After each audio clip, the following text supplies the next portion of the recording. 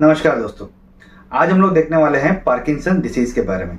Parkinson disease एक ऐसी brain से रिलेटेड कंडीशन है जिसमें हमारे हाथ और पैर जो हैं वो शिवर होते रहते हैं, हिलते रहते हैं और बॉडी का जो एक बैलेंस है वो नहीं रहता है। लिम्स जो है मतलब हमारे हाथ और पैर हैं वो रिजिड हो जाते हैं और धीरे धीरे पोस्चर जो है वो डिस्टर्ब होना शुरू हो जाता है और धीरे धीरे याददाश्त भी जो है कम होना शुरू हो जाती है। आप में से कई लोगों ने इसके बारे में सुना होगा, किसी सर्कल में आपने इस तरह के पेशेंट्स को भी ऑब्जर्व किया होगा। लेकिन आज हम लोग एक इन्फॉर्मेशन लेने वाले हैं इसके बारे में कि असल में ये होता कैसे है और बहुत ही सिंपल तरीके से इसको आज समझने वाले हैं। तो पार्किंसन डिसीज जो है ये age related degenerative brain condition है। ये समय के हिसाब से होने वाली एक कंडीशन है जो कि हम देखते हैं कि 60-65 की उम्र के होने के बाद देखने की मिलती है। और ये ब्रेन से रिलेटेड एक कंडीशन है जिसमें ब्रेन का कुछ हिस्सा, पार्ट ऑफ योर ब्रेन के डिटीरियोरेट, यानी कि कुछ हिस्सा जो है आपका ब्रेन का वो डिटीरियोरेट होना शुरू हो जाता है, खराब होना शुरू हो जाता है, सड़ना शुरू हो जाता है या फिर डिस्टर्ब होना जो है वो शुरू हो जाता है। एक हिस्सा known for causing the slow movement, trimmer, balance problem etcetera. तो इस तरीके से आपके हाथ पैर जो है वो ट्रिमर होते हैं, बैलेंस का प्रॉब्लम होता है, बॉडी का जो पोस्चर है वो सही तरीके से नहीं रहता है। Condition isn't curable but many treatments option available. तो ये 100% क्यूरेबल नहीं है, मतलब क्यूर होती ही नहीं है, पर इसके जो मैनेजमेंट ट्रीटमेंट्स हैं, मतलब इसको मैनेज किस तरीके से करना है आपको, उसके लिए कुछ ट्रीटमेंट्स मार्केट में अवेलेबल हैं। अब ये होता कैसे है थोड़ा साइंटिफिकली समझ लेते हैं कि कुछ जेनेटिकली किसी को हम देखते हैं कि माता पिता से इनहेरिटेड होता है तो उसके कारण से ये होता है। किसी को हेड इंजरी हुई है, बार बार कोई चोट एक जगह पे लग रही है, बार बार कोई बच्चा गिर रहा है, जो कोई व्यक्ति जो है वो गिर रहा है।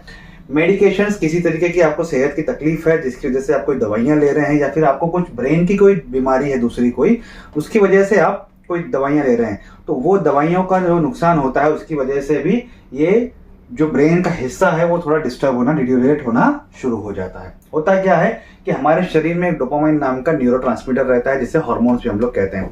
वो क्या करता है, हमारे बॉडी के इस तरह काफी मूवमेंट्स जो है वो कंट्रोल करने में हेल्प करता है। डोपामाइन के ऊपर अगर आपको लॉन्ग वीडियो समझना है तो मेरे चैनल पे ऑलरेडी अवेलेबल है, आप वीडियो सर्च करके देख सकते हैं। तो डोपामाइन जो न्यूरोट्रांसमीटर और हार्मोन्स का काम करता है वो सीक्रेट होता है हमारे ब्रेन के सबस्टेंशिया नाइग्रा का एक हिस्सा रहता है। ये इस तरीके से आप हमारा जो ब्रेन रहता है वहां पे एक सबस्टेंशिया नाइग्रा करके एक पार्ट रहता है। ये सबस्टेंशिया नाइग्रा में से एक पाथवे निकलता है जो कि स्ट्रेटम पार्ट, यानी कि बेसल गैंग्लिया का जो स्ट्रेटम पार्ट रहता है, ये हो गया सबस्टेंशिया नाइग्रा, ये हो गया बेसल गैंग्लिया, यहाँ पे ब्रेन का हिस्सा, और यहाँ पे एक रहता है स्ट्रेटम, स्ट्रेटम करके एक ब्रेन का हिस्सा रहता है। यहां से डोपामाइन जो है वो यहाँ पे जाता है इस तरह से, ठीक है। तो pathway from substantia nigra to striatum part of the basal ganglia, ये जो पाथवे है ये डोपामाइन ही लीड करता है, मतलब यहां से डोपामाइन यहाँ पे जाता है। और ये जो पाथवे है या फिर जो ये डोपामाइन है इस पाथवे के थ्रू यहाँ क्यों जाता है, क्योंकि उसे हमारे बॉडी के जो लिम्स है, मतलब हाथ और पैर है, इसके जो अनवांटेड मूवमेंट्स रहते हैं उसे वो कंट्रोल करता है। मतलब क्या कि मान लीजिए जैसे हम लोग कहते हैं कि बच्चे रहते हैं कहीं पे बैठते हैं या फिर हम लोग भी कहीं बैठते हैं तो हम लोग इस तरीके से मूवमेंट करते रहेंगे, ये अनवांटेड मूवमेंट है, ठीक है। पर मैं इसे कंट्रोल करना चाहता हूं तो मैं रुक गया, तो ये रुका किसके, इसकी वजह से कि मेरे को डोपामाइन ने हेल्प किया ये अनवांटेड मूवमेंट को कंट्रोल करने के लिए। हम कुर्सी पर बैठते हैं, पैर हिलाते रहते हैं कहीं पे, या फिर ऐसे कहीं पैरों की मूवमेंट करते हैं तो कई लोग कहते हैं कि इस तरीके से मत करो, इससे आपकी बॉडी पोस्चर डिस्टर्ब होगा, पर्सनैलिटी अफेक्ट होती है, ये बैड हैबिट है, तो फिर हम कंट्रोल कर लेते हैं। तो ये जो कंट्रोल है जो हमें इंस्ट्रक्ट किया जाता है या फिर हम लोग खुद करना चाहते हैं तो वो कंट्रोल किसके बेसिस पे होता है, डोपामाइन की वजह से।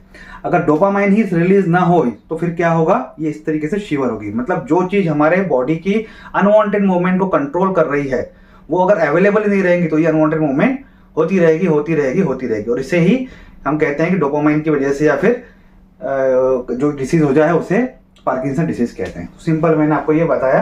अब होता क्या है कि हमारे इस जो कंडीशन है उसकी वजह से जो हमारा ब्रेन है जिसके अंदर जो सबस्टेंशिया नाइग्रा है ये हिस्सा जो कि डोपामाइन रिलीज कर रहा है उसको कोई डैमेज हो जाता है कोई इंजरी की वजह से, या फिर वो डिजेनरेट होता है, मतलब उम्र के हिसाब से कोई दवाइयां ले रहे हैं, कुछ इंप्रूवमेंट नहीं हो रहा है तो अंदर ही अंदर वो डिजेनरेट होना शुरू हो जाता है, मतलब धीरे धीरे खराब होना या फिर अनहेल्दी होना उसके न्यूरॉन्स शुरू हो जाते हैं। तो जो न्यूरॉन्स सबस्टेंशिया नाइग्रा के अंदर है जो कि डोपामाइन को रिलीज करने में मदद करते हैं, वो उसमें क्या होता है धीरे धीरे उसकी वजह से डोपामाइन की लेवल जो है वो कम होना शुरू हो जाती है, क्योंकि न्यूरॉन्स जो है वो टूटना या खराब होना शुरू हो जाता है, जिसकी वजह से क्या होता है जो सबस्टेंशिया नाइग्रा जो कि हमारे अनवांटेड मूवमेंट कंट्रोल करता है हमारे लिम्स की, डोपामाइन की मदद से वो नहीं हो पाती, जैसे मैंने आपको अभी बताया। और ये जो डैमेज होता है न्यूरॉन्स को, जिसकी वजह से हमारी बॉडी को कंट्रोल होना चाहिए, वो शिवरिंग होना रहती है। तो यही जो मैंने अभी आपको बताया वही यहाँ पे लिखा हुआ है, वही मैंने आपके सामने अभी रिपीट किया।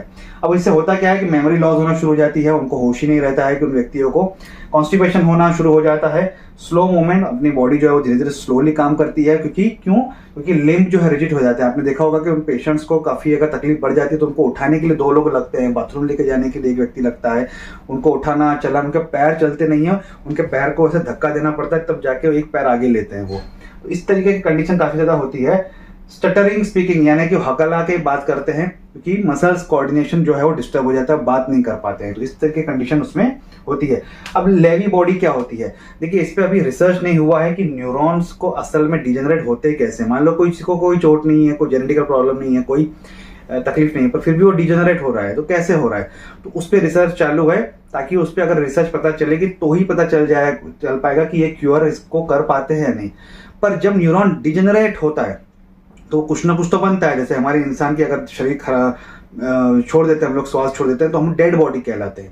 तो उसी तरीके से एक लिवाई बॉडी या लेवी बॉडी कहलाई जाती है, जो कि ये डेड न्यूरॉन रहता है, जो कि डोपामाइन को रिलीज करता है। इसके ऊपर अभी रिसर्च चालू है। तो इसके ऊपर रिसर्च होने के बाद अगर मालूम पड़ता है कि क्यों इस तरीके से होता है और इसका किस तरीके से क्योर किया जा सकता है, तो शायद एक भविष्य में इसके ऊपर एक क्यूरेबल जो चीज है वो आ सकती है। अब क्या होता है कि इसका जो क्यूर तो ये हो नहीं सकता, लेकिन मैंने कहा था कि इसको मैनेज किया जाता है, इसको ट्रीटमेंट किया जा सकता है। तो एल डोपा नाम की एक दवाई रहती है।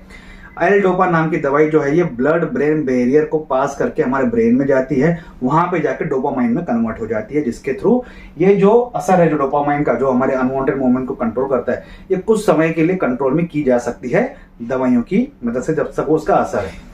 ब्लड ब्रेन बैरियर मतलब क्या? हमारे दिमाग के बाउंड्री पे एक प्रकार का द्वारपाल जिसे हम लोग कहते हैं वो रहता है। हमारे ब्रेन में सारी दवाइयां नहीं जाती हैं जब तक वो ब्लड ब्रेन बैरियर के थ्रू पास नहीं होती है। तो ये दवाई जो है वो ब्लड ब्रेन बैरियर को क्रॉस करके आगे जाती है और वही दिमाग पे जो हमारे नर्व्स हैं उस पर अफेक्ट करना शुरू करती है, उस पर अपना रिजल्ट दिखाना शुरू करती है। तो सब दवाइयां नहीं जाती है जो हमारे बॉडी में, जैसे बुखार वगैरह के लिए लेते हैं, तो हर चीज जो है वो हमारे ब्लड ब्रेन बैरियर के क्रॉस नहीं करती है, पर ये दवाई जो है वो क्रॉस करके जाती है और बाद में कन्वर्ट हो जाती है एल डोपा से डोपामाइन में, और वो फिर अपना असर दिखा के इसको कंट्रोल करती है, इसको मैनेज करने में हेल्प करती है। तो ये मेरी आज की इन्फॉर्मेशन थी पार्किंसन डिजीज के बारे में। आज का टॉपिक यहीं तक था। Thank you very much.